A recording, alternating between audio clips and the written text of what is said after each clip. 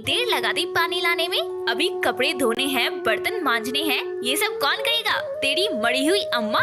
अभी कर देती हूँ माँ। खबरदार, अगर मुझे माँ बोला तो। अरे जन्म लेते ही अपनी माँ को खा गई, अब क्या मुझे खाएगी? अरे पिंकी बिटिया, तू आज जल्दी जग गई, क्या हुआ? बिटिया तेरी तबीयत तो ठीक है ना? हाँ माँ, मैं ठीक हूँ, पर चूड़ों की भूख लगी है माँ, कुछ खाने को दे दो। हाय दैया, मेरा सोना भूख से तड़प रहा है और इस चुड़ैल ने अभी तक खाना नहीं बनाया। अब क्या मेरा मुंह क्या देख रही है? जाकर जल्दी से खाना बना।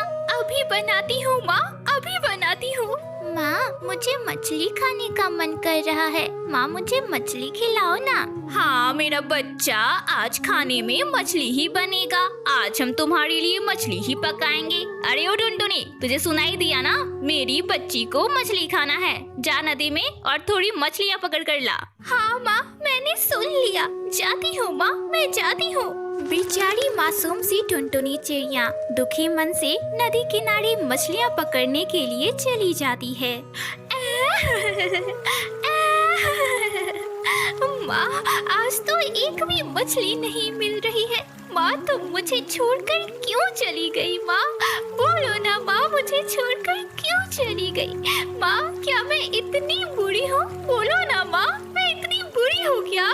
तभी वहाँ एक सुनहरी मछली आती है जो टुनटुनी चिड़िया की अंगूठी को लेकर पानी में चली जाती है। टुनटुनी चिड़िया उस सुनहरी मछली का पीछा करती है। अरे ओ मछली, वो मेरी अंगूठी है, वो मेरी माँ की आखिरी निशानी है। वो अंगूठी मुझे वापस कर दो, मुझे वापस कर दो। अरे ये कैसी सुरंग है, कैसी जगह है ये?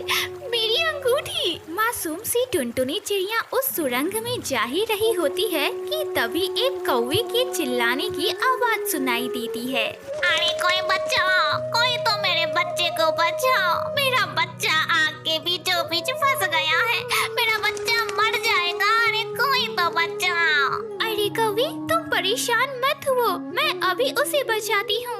मासूम सी टुनटुनी चिड़िया किसी तरह कौवे के बच्चे को बचा लेती है। मैं तुम्हारे इस एहसान की आभारी हूँ नन्ही सी चिड़िया। तुम इस रास्ते आगे जाओ, तुम्हें तुम्हारी अंगूठी मिल जाएगी। अरे ये क्या, इस नदी का पानी किस तरह धीरे धीरे सूखता जा रहा है? अरे तुम आ गई, वो मेरी माँ की आखिरी निशानी है, वो अंगूठी मुझे वापस दो। तुम हर रोज हम मछलियों को पानी से बाहर निकाल कर मार डाला करती हो, तुम बहुत बुरी हो, मैं तुम्हारी अंगूठी तुम्हें वापस नहीं दूंगी। वो मेरी मजबूरी है, ऐसा मुझे मेरी सौतेली माँ के कहने पर करना पड़ता है। मैं अपने मन से तुम लोगों को नहीं मारती। मैं तुम्हें तुम्हारी ये अंगूठी दे दूंगी, पर इसके बदले तुम्हें एक काम करना पड़ेगा। पहाड़ी पर एक दुष्ट जादूगर रहता है और वह अपनी काली जादू से इस नदी के पानी को सुखा रहा है। अगर तुम उसे रोककर नदी के पानी को सूखने से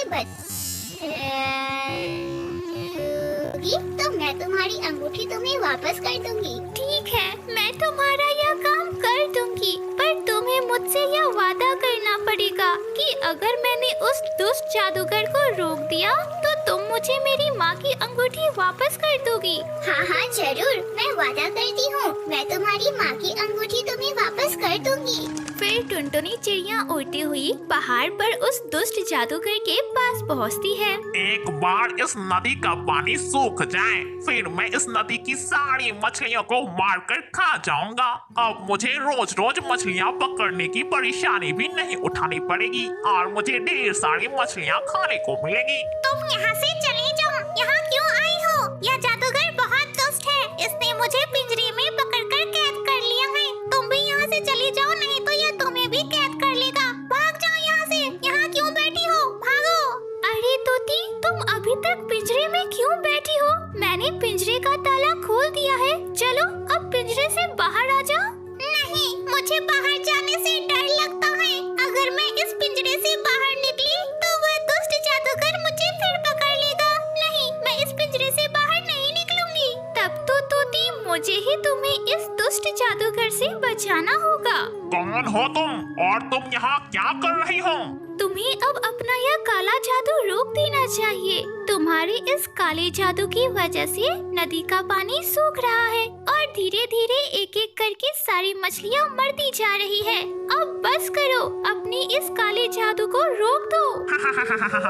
यही तो मैं चाहता था। मछलियाँ पकड़ पकड़ के मैं थक गया था। अब मैं सारी मछलियाँ खा जाऊंगा, क्योंकि नदी में पानी ही नहीं रहेगा तो मछलियाँ भागेंगी कहाँ? तुम्हें ये सब अब रोक देना चाहिए। प्लीज मत करो ऐसा। अरे तुम होती कौन हो मुझे रोकने वाली? आज मैं तुम्हें भी एक मछली बनाकर खा जाऊंगा। जाता हूँ, बाजार से मिर्च मसाला लेकर आऊंगा। तुम्हें बड़ा ही भून कर मिर्च मसाला डाल कर खाऊंगा। तभी वहाँ तोती आ जाती है और जादूगर के जादुई छड़ी को छीनकर टुनटुनी को दे देती है। ये लो, इस जादुई छड़ी को अपने पास रखो। इस जादुई छड़ी से तुम इस दुष्ट जादूगर को अच्छा सबक सिखा पाओगी। अरे ओ दुष्ट जादूगर, देखो अब मैं तुम्हारा क्या हश्र करती हूँ। तुम पक्षियों को पिंजरे में डालकर मछली बनाकर खाते हो ना, और तुम जरूरत से ज्यादा ही मछली खाना चाहते हो और तुम लालची हो गए हो। अरे जरूरत और लालच में बहुत अंतर होता है। देखो अब मैं तुम्हारा क्या हश्र करती हूँ।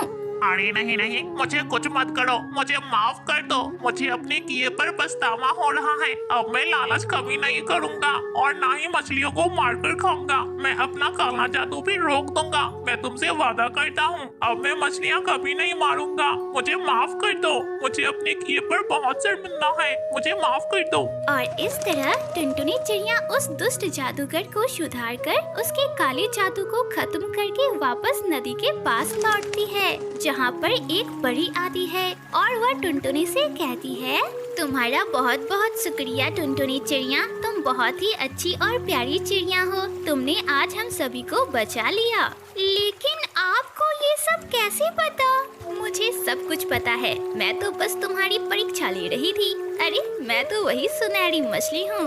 अब मैं तुम्हें कुछ ऐसा देना चाहती हूँ जिसके बाद तुम्हें कभी भी मछलियाँ पकड़ने की जरूरत नहीं पड़ेगी। और वह परी टुनटुनी चिड़िया को बहुत सारा सोना देती है और साथ में उसकी माँ की वह अंगूठी भी। अरे बाप रे, इतना सारा सोना! हाँ, ये सारा सोना अब तुम्हारा है और तुम्हारा दिल तो इस सोने से भी ज्यादा मूल्यवान है। और हाँ, अब तुम्हें तुम्हारी सौतेली माँ के साथ रहने की कोई जरूरत नहीं है। अब तुम इस सोने के साथ अपना एक अच्छा सा घर बनाओ और खुशी खुशी उसमें रहो। आपका बहुत बहुत शुक्रिया परी जी, मैं आपका यह एहसान कभी नहीं भूलूंगी। आपका बहुत शुक्रिया। और फिर टुनटुनी चिड़िया अपना एक अलग घोंसला बनाती है और उस घोंसले में खुशी खुशी रहने लगती है।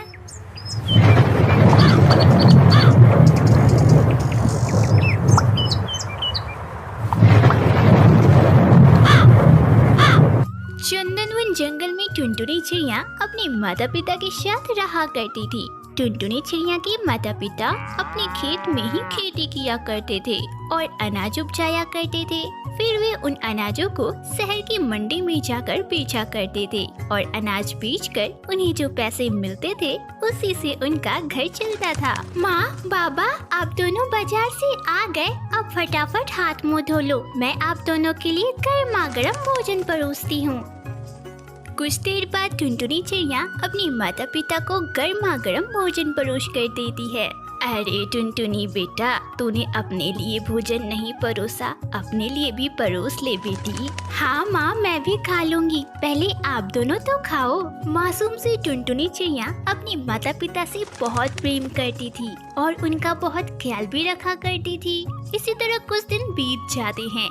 एक दिन टुनटुनी चिड़िया के माता पिता जब खेत पर काम करने जाते हैं तो वे अपने साथ अपना भोजन ले जाना भूल जाते हैं। अरे रे, ये क्या? माँ तो भोजन ले जाना भूल गई। अच्छा कोई बात नहीं, मैं ही भोजन लेकर जाती हूँ और उन्हें दे देती हूँ। दोपहर भी हो गया है, उन्हें तो बहुत जोरों की भूख भी लगी होगी। टुनटुनी चिड़िया भोजन लेकर अपने खेत पर जाती है और अपने माता पिता को भोजन देती है। अरे बिटिया, इतनी दूर तुझे आने की क्या जरूरत थी? शाम में तो हम घर आते ही घर पर ही भोजन कर लेते। नहीं माँ, एक तो आप लोग इतनी कड़ी धूप में मेहनत करते हो और ऊपर से भूखे रहोगे तो आपकी तबीयत बिगड़ जाएगी। माँ, गर्मा गर्म भोजन कर लो। बाबा, जल्दी से यहाँ आइए और भोजन करिए। टुनटुनी चिड़िया अपनी माता पिता को भोजन देकर खेत के कामों में उनका हाथ बटाती है। बंटी जी, हमारी बिटिया टुनटुनी कितनी समझदार है और वह हमसे कितना प्रेम करती है। जब इसका ब्याह हो जाएगा तो हमें यह कितनी याद आएगी ना। हाँ टोनी, कह तो तुम ठीक ही रही हो। वैसे भी हमारी बिटिया तो अब ब्याह लायक हो गई है। जल्दी से एक अच्छा सा चिड़ा देखकर इसकी शादी कर दूंगा। इसी तरह कुछ दिन बीत जाते हैं। एक दिन टोनी चिड़िया की पड़ोसन हरी तोती उसके घर आती है। अरे हरी बहन, आओ आओ, मेरे घर आज आना कैसे हुआ? अरे टोनी बहन, मैं तुम्हारी बिटिया टुनटुनी के लिए एक बहुत ही अच्छा रिश्ता लेकर आई हूँ। वो क्या है ना कि शहर के जंगल में मेरी एक रिश्तेदार रहती है। उसे अपने बेटे के लिए एक बहुत ही सुंदर और संस्कारी चिड़िया चाहिए। तो फिर हमारी बिटिया टुनटुनी में क्या ही खराबी है? कितनी सुशील और संस्कारी है। अरे वाह हरी तोती, आज तो तूने बहुत ही अच्छी खबर सुनाई। शाम में बंटी जी को आने दो, उसके बाद मैं तुम्हें बताती हूँ। ठीक है टोनी बहन, ये लो, ये है लड़के की तस्वीर। अगर तुम्हें पसंद आ जाए तो मुझे फौरन बता देना। शाम में जब बंटी कबूतर वापस घर आता है तो टोनी चिड़िया उससे लड़के की बात करती है और उसे लड़के की तस्वीर भी दिखाती है। लड़का एक कौवा था और उसका रंग बहुत ही काला था। टुनटुनी चिड़िया को लड़का पसंद नहीं आता, पर अपने माँ बाप की खुशी के लिए वह लड़के से शादी करने के लिए मान जाती है। कुछ दिनों बाद टुनटुनी चिड़िया के घर बारात आती है और टुनटुनी चिड़िया की शादी आरंभ हो जाती है। तभी अचानक शादी के बीच में ही कड़कती बिजली के साथ झोड़ों की बारिश होने लगती है। सभी पक्षी बारिश से बचने के लिए इधर उधर भागने लगते हैं। आज तो बारिश ने पता नहीं क्या देख लिया था। बारिश तो लगातार होती ही जा रही थी। देखते ही देखते बारिश इतनी ज्यादा होने लगी कि जंगल में अब बाढ़ की स्थिति पैदा होने लगी। पापा कहाँ हो? माँ, मुझे बहुत डर लग रहा है।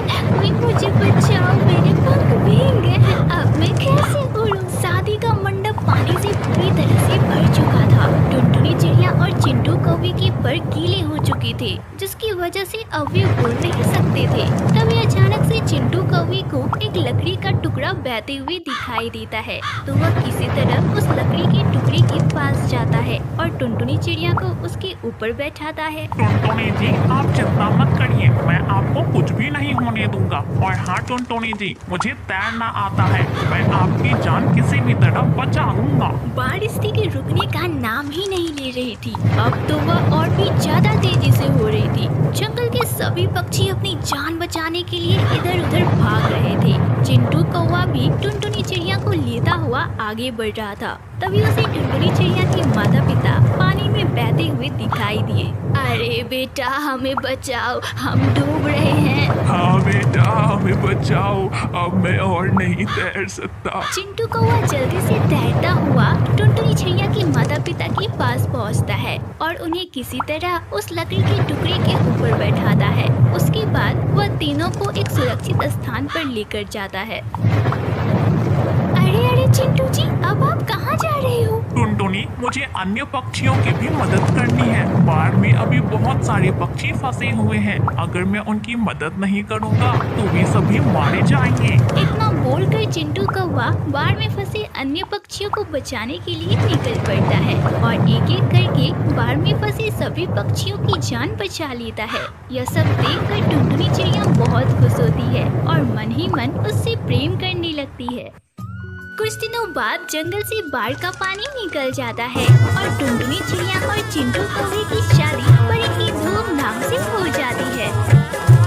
अब टुनटुनी चिड़िया चिंटू कौवे के साथ अपने ससुराल में खुशी खुशी रहने लगती है।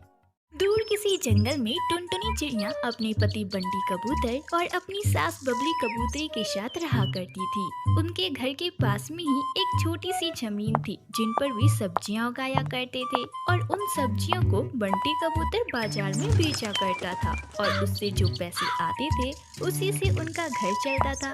एक दिन जब बंटी कबूतर और टुनटुनी चिड़िया खेत में काम कर रहे थे तभी टुनटुनी, आज तो इन सब्जियों को देखकर मेरी छाती फूले ना समा रही है। आज हमारे बगीचे में कितनी सारी सब्जियां उगी है। हाँ बंटी जी वो तो है, पर ये सब बंटी जी हमारी कड़ी मेहनत का ही फल है। पर टुनटुनी, ये सारी सब्जियां तो बहुत अच्छे से तैयार हो चुकी है। आज ही हमें इसे तोड़ना पड़ेगा, नहीं तो ये सारी सब्जियां खराब हो जाएगी और बिकेगी भी नहीं। तभी अचानक से आसमान में काले घने बादल छाने लगे और कड़कती बिजली के साथ जोरों की बारिश होने लगी। दोनों पति पत्नी खुद को बारिश से बचाने के लिए अपने घर के अंदर चले गए और बारिश के थमने का इंतजार करने लगे। हाँ, इस बारिश को भी अभी ही आना था।